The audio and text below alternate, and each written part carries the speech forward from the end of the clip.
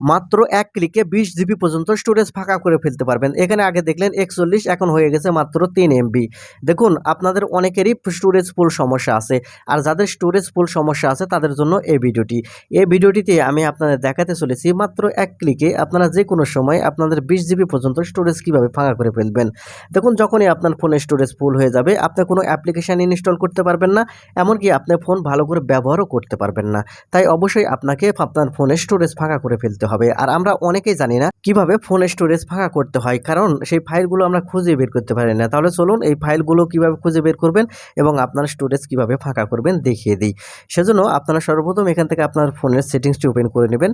Settings open করার পর এখান থেকে স্ক্রল করে নিচের দিকে আসবেন। স্ক্রল করে নিচের দিকে আসলে এখান থেকে আপনারা ডিভাইস কেয়ার এই সেটিংসটি ওপেন করবেন। ডিভাইস কেয়ার এই সেটিংসটি ওপেন করার পর এখানে আপনারা দেখতে পাবেন স্টোরেজ। আপনি জাস্ট এখান থেকে স্টোরেজ এই অপশানটি ওপেন করবেন। যখন এখান থেকে স্টোরেজ এই অপশান ওপেন করবেন আপনাকে এরকম ইন্টারফেসে নিয়ে আসবে। আপনি একটু স্ক্রল করে নিচে আসবেন। আসলে এখানে আপনারা দেখতে পাবেন রিসাইকেল বিন নামের একটি অপশান। আপনি এখন এখান থেকে রিসাইকেল বিন এই অপশানটি ওপেন করবেন।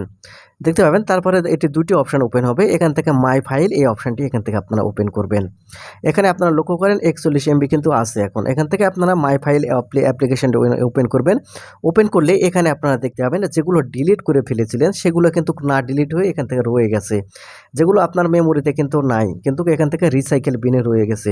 তাই আপনাকে এগুলো ডিলিট করতে হবে। আপনি একটা করে ডিলিট করতে পারেন বা সবগুলো এখান থেকে আপনি ডিলিট করতে পারেন। আমি এখান থেকে কয়েকটি ডিলিট করার জন্য এখান থেকে যে নিচে যে ডিলিট বাটন দেখতে পাচ্ছেন এই ডিলিট বাটনের উপর ক্লিক করার পরে এখানে থেকে আবারও ডিলিট বাটন আসবে। জাস্ট এখান থেকে আবারও এখান থেকে আপনার ডিলিট বাটনের উপর ক্লিক করবেন। যখন এখান থেকে ডিলিট বাটনের উপর ক্লিক করবেন এখানে আপনারা লক্ষ্য করলে দেখতে পাবেন এখান থেকে কিন্তু এগুলো পার্মানেন্টলি ডিলিট হয়ে যাবে। আর আমি এখান থেকে যদি ব্যাক বাটনে ক্লিক করি দেখতে পাচ্ছেন আগে ছিল ৪১, এখন হয়ে গেছে মাত্র ৩.৬ এমবি। দেখতে পাচ্ছেন এখান থেকে কত সহজে কত এমবি এখান থেকে ফাঁকা করে ফেলা যায়।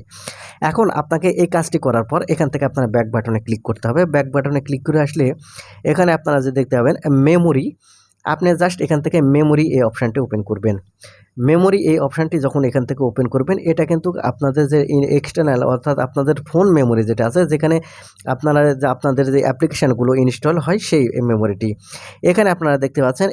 এখানে যদি আপনারা ক্লিন করেন এখানে আপনারা দেখতে পাবেন 1.1 জিবি কিন্তু ফ্রি হয়ে যাবে, খালি হয়ে যাবে। আর উপরে লক্ষ্য করেন এখান থেকে আমার অ্যাভেলেবল ইউজ 2 এমবি, 2 জিবি দেখাচ্ছে। আর আমি এখন দেখতে পাবেন এখান থেকে আমি ক্লিনের উপর যদি এখান থেকে ক্লিক করি আপনারা দেখতে পাচ্ছেন এখান থেকে ক্লিন হওয়ার পরে উপরে আপনারা লক্ষ্য করেন আগে ছিল 2 জিবি অ্যাভেলেবল আর এখন হয়েছে 2.6 জিবি অ্যাভেলেবল। ঠিক এরকমভাবে কিন্তু আপনারা খুব সহজেই আপনারা স্টোরেজ কিন্তু এখান থেকে এরকমভাবে কিন্তু আপনারা ফাঁকা করে ফেলতে পারবেন। তো বন্ধুরা এই ছিল আজকের ভিডিওটি থেকে যদি কিছু শিখে থাকেন তাহলে আমাদের চ্যানেলটিকে সাবস্ক্রাইব করবেন এরকম ইম্পর্টেন্ট ভিডিওগুলো পাওয়ার জন্য। ধন্যবাদ।